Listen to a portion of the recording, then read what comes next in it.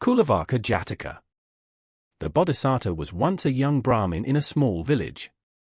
He spent his life doing good deeds and always kept the 5 precepts. The other men of the village used to get drunk and commit murder and other crimes. But inspired by the Bodhisattva's example, they gave up their evil ways and joined him in doing community projects like maintaining roads and building water tanks. The village headman had once earned a lot of money collecting fines from these men and selling them alcohol. When these profits disappeared, he sought revenge by reporting them as a band of thieves to the king. The king took the village headman's word and, without even hearing their defense, sentenced the Bodhisattva and his companions to be trampled to death by an elephant. The men were brought to the palace courtyard and ordered to lie down, but when the elephant came it would not approach them. Other elephants were brought in with the same result. The king assumed they must be using some potion or uttering a spell, so he had them brought before him, and this time the Bodhisattva was allowed to explain their situation. When he heard the truth, the repentant king gave the men all their accusers' wealth, made him their slave, and gave them command over their village. When the men returned home they continued their charitable life, though they refused to allow any women to join them. When they began building a rest house for travelers out at the junction of the 4 highways, one of the Bodhisattva's wives, Sudama, conspired with the carpenter to become a part of the project. She paid him to build her a pinnacle for the roof, but not tell the men about it. When the rest house was nearly finished, the carpenter suggested it should have a pinnacle, and the men agreed. When they asked the carpenter to build one, he explained that pinnacles must be made with dried wood, not fresh-cut wood, so they would need to wait a long time for him to build one, or they could buy one pre-built. Choosing the latter, the men asked around, and to their surprise Sudama told them she would give them one for free if they allowed her to share in the merit. Since she was a woman, the men rejected her offer. But the carpenter reminded them that the realm of Brahma is the only place where women are excluded, and the men changed their minds.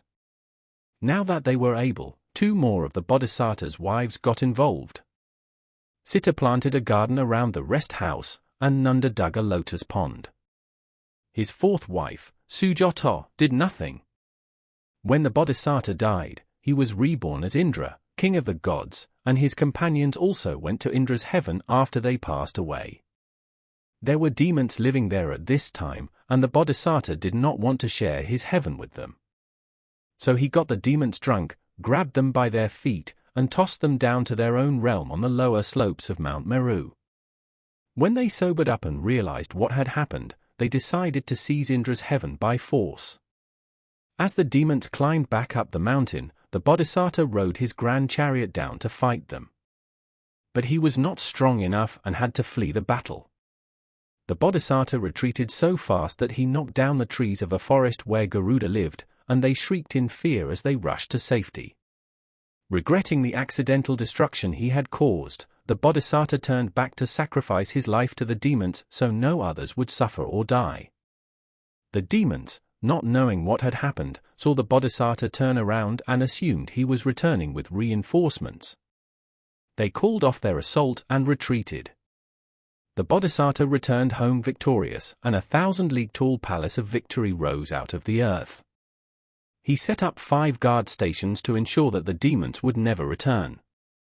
After this great victory, the Bodhisattva's wife from his previous life, Sudama, died and was reborn as one of his handmaidens.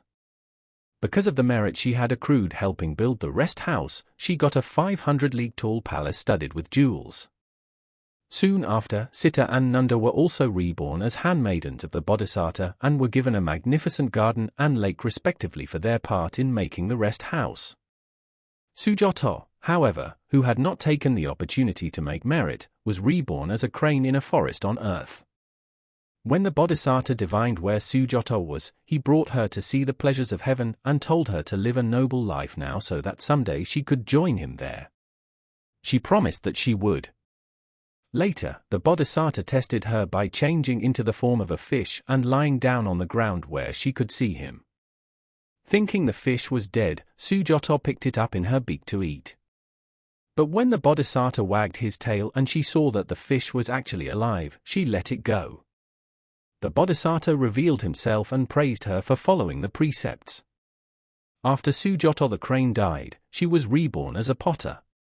When the Bodhisattva divined this, he went to her city disguised as an old man with a cart full of solid gold cucumbers, calling out that he was there to give them free to anyone who kept the 5 precepts.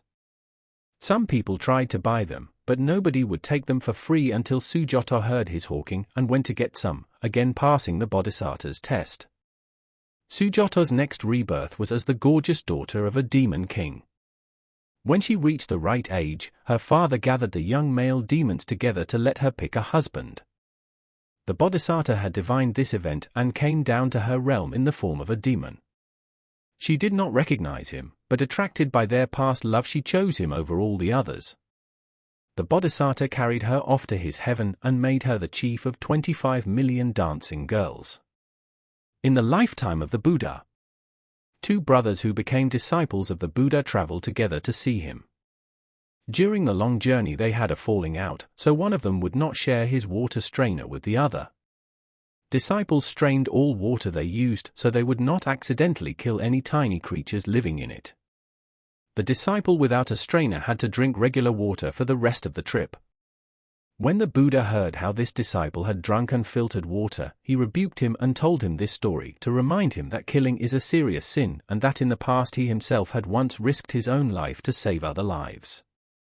Indra's charioteer, Matali, was an earlier birth of Ananda, one of the Buddha's top disciples.